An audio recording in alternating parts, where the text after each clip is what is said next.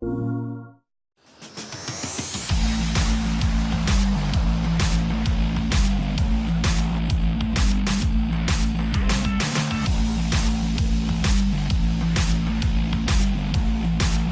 morning and welcome to E3, the show floor, day 3.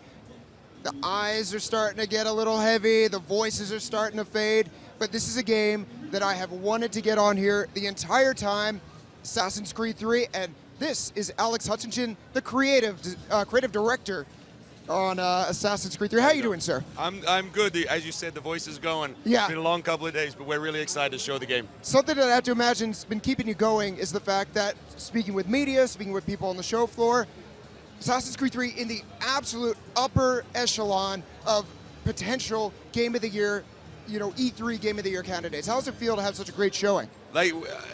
The joke is everyone's saying, "Oh, you're really excited." We're really relieved. It's been 3 years working on this game since January 2010. So the fact that people are seeing how much work's gone into it and hopefully how special it is really rewarding. Okay, so you had the Ubisoft press conference, and then we also had the PlayStation press conference. You were back-to-back press conferences. Let's get into the demo right away. And so let's do a little bit of a director's cut here. You can let us know what we're seeing, and I will pepper you with questions as we go along. Sounds good. So this is not what we saw at the PlayStation press conference. We're out here in the woods. This is the Ubisoft press conference. So we wanted to start out showing some of the new stuff we've worked on in sort of the base mechanics and sort of the vision for the game. So obviously, Assassin's Creed has always been about climbing in cities. We wanted to say that Assassin's Creed can also be about just climbing in forests, natural landscapes, trees, rocks, steep slopes. So we wanted a new hero who would fit there. So this is our new guy, Rodon Hagedon, or Connor, as he'll be more commonly known. Half Native American, half English, and he's our guide to sort of this new world. So one of the things that I found very interesting, I've seen this now a couple of times, impressed every time, is that this does not look like design. This does not look like game design. It looks very natural. And I mean, how difficult was it to be able to make it a smooth flow? Yeah, it was probably the biggest challenge we had, this idea that video games are usually about metrics and rules and structured shapes. In our game, we wanted to say, you know what, if we're going to do a forest, it needs to be a natural forest. So the guys worked really hard. A lot of the base engineers have been with the franchise now for many years, worked on AC1, worked on AC2. A lot of the core guys actually were the core engineers on Prince of Persia: Sands of Time. So they're used to doing big navigation challenges, trying to build this robust third-person character. So they've done an amazing job. So we're seeing now nature, obviously a much bigger factor in North America than in Italy in the Middle Ages. Good nature, maybe docile nature, deers, and then some very difficult situations here with wolves. Yeah, so you got obviously there are opportunities. There's sort of systemic hunting that you can get into, and then you have moments like this where it can turn around and be a threat as well. So as you saw, like in the new control scheme, you always have access to a tool at any point. In this case, the pistols or your main weapon, which could be the hidden blade. So something that I noticed very quickly, it looked like there was a little circle appeared over Connor's shoulder when one of the wolves was coming. Yeah, so basically what's going on is the combat system, strangely enough, for animals is identical to the combat system for people.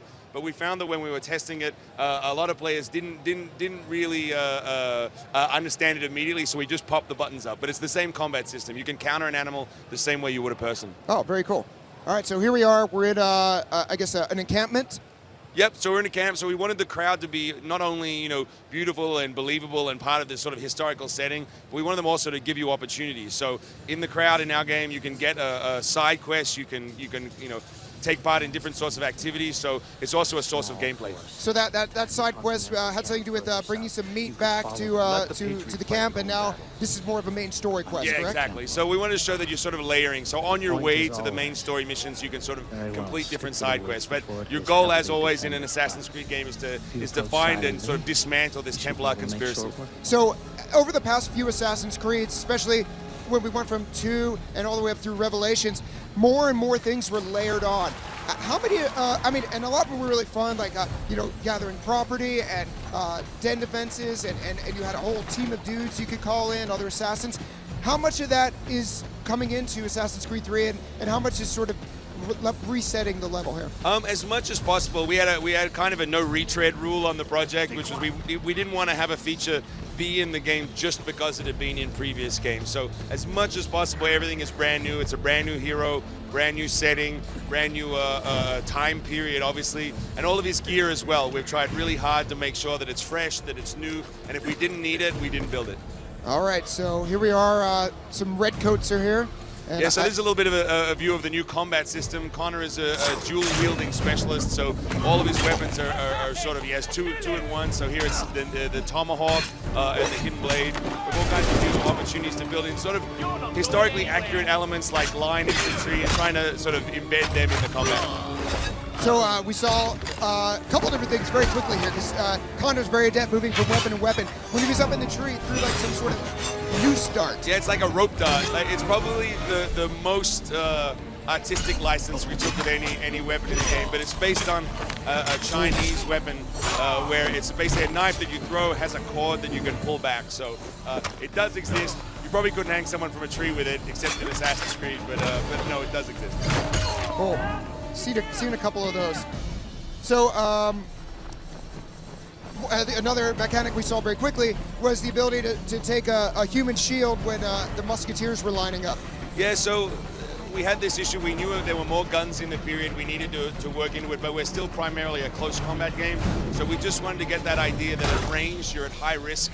You know, if you stay back from people, you could get killed at any moment, but you need to charge in and get into close combat. So it looked like there was a couple of different types of British soldiers there that were, I mean, he dispatched them very quickly, but not just the standard musketeer. Yeah, there's a bunch of different archetypes. We wanted this idea that in the combat that it wasn't going to necessarily be really, really difficult to win a fight, but if you want to do it cleanly and beautifully and sort of flow from one enemy to the other, then that was your challenge. So it's interesting seeing Connor climb, up nature in a way that we had previously seen Ezio Altair climb up, more static structures. Yeah, for sure. We worked really hard to try and get sort of natural shapes to make sure that it's a believable cliff environment and it doesn't look like a video game cliff. You see here all the trees have different widths, so no, the guys have done a great job. All right, so he's Connor's taken the back way into this fort. Yep, so there's 3 ways to get into this particular fort. That's just the sort of stealth opportunity. And one of the cute things about this is they're loading black powder into this storehouse here. The cool thing is that not just that it's historically accurate, but it gives us a chance to do sort of ancient exploding barrels. That'll attract a little bit of attention. So with Connor, we really wanted him to be always in motion. So the last thing in this particular demo you'll see is this idea of running assassination. So he can run through enemies that are in pre-combat, snatch up weapons when they're available, and continue to run through. He just keeps clambering. He just keeps going, yeah.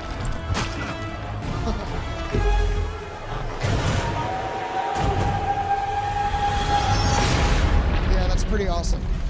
So he pulled that rifle off of one of the guys he killed on the fly. Absolutely, yeah. And this is going to be simple to pull off? Yep, as you go past like musket racks or enemies, you can tap the circle button and just grab it out of their hands. Okay, so, I work at PlayStation, obviously, and so I talk with a lot of the developers, and I know making a demo for something like E3 is very hard. A lot of resources go into that. You guys made 3 demos for E3. If you count multiplayer, we did 4. Okay. So yeah, it was a little bit out of control, but what we wanted to show was the scale of the game. So that you sort of have 2 challenges. One, as you say, is just this idea of building a demo. The other one is how do you show an open world game, like a game that's really broad, that's really large, in sort of 3 minutes. So we wanted to do 3-minute shots of different parts. So whether it was multiplayer or the frontier, as you saw, or naval, as we'll show in a minute, we just wanted to show the breadth of the game. Well, and we're actually going to get to see a second demo, and while that's loading up, I wanted to talk about the engine. So the graphical engine, I mean, clearly been overhauled. Talk about what that allows you to do in AC3.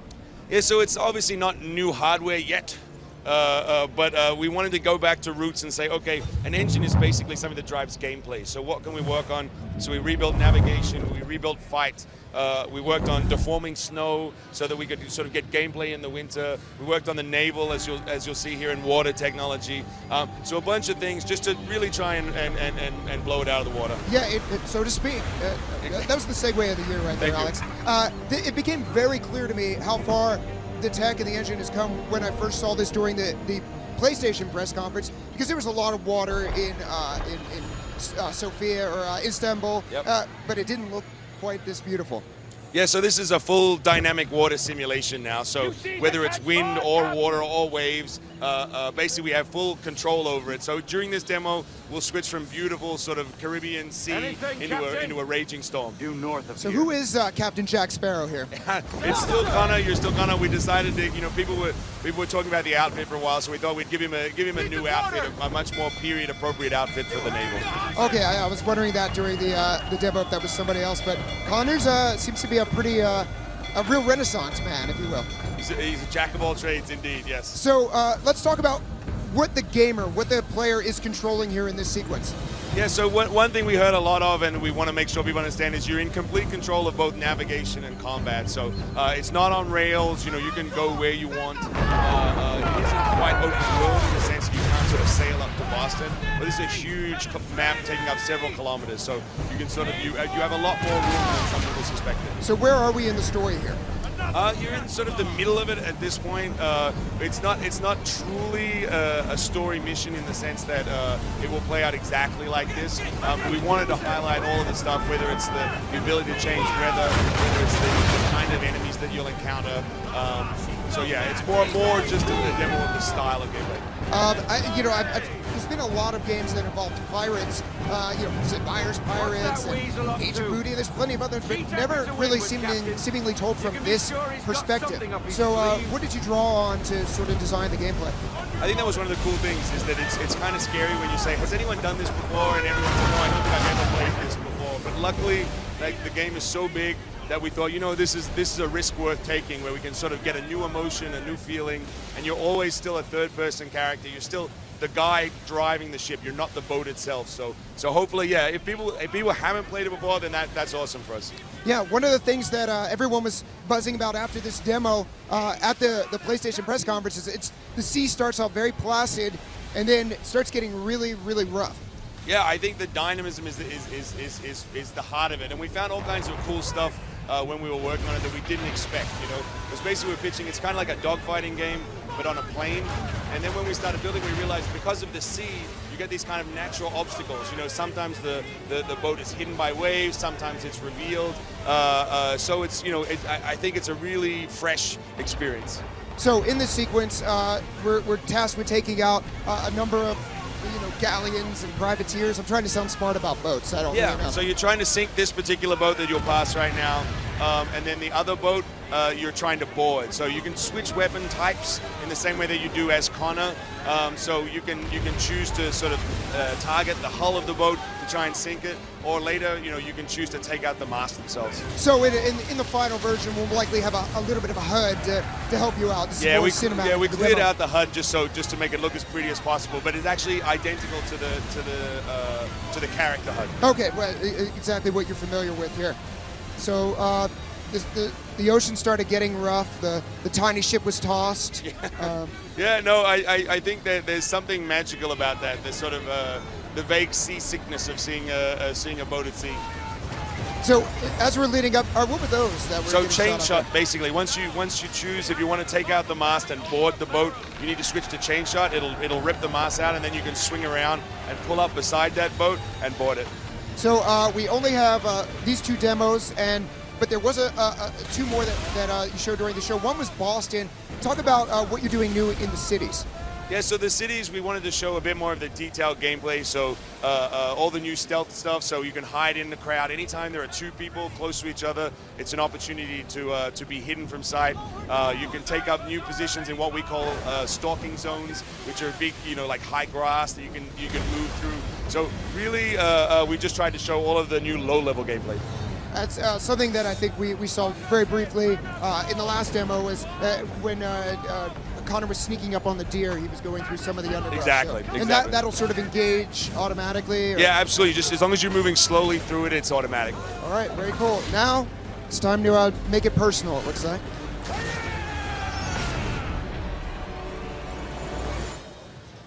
You guys know how to end a demo. It always ends with a tomahawk to the face. That's and then some chills. That means it's working. I think. I hope so. That tingling Thank you. sensation means it's working. Alex Hutchinson, tell us when we're going to be able to play So Assassin's Creed October 3. 30th on PC, PS3 of course, and that's all that really matters it as far doesn't as I'm matter. concerned. Yeah, thanks very Thank much. you, sir. Fantastic job and best of luck. Definitely a Game of the Show contender, Assassin's Creed 3. And coming up next, Sid will be here with Darksiders 2.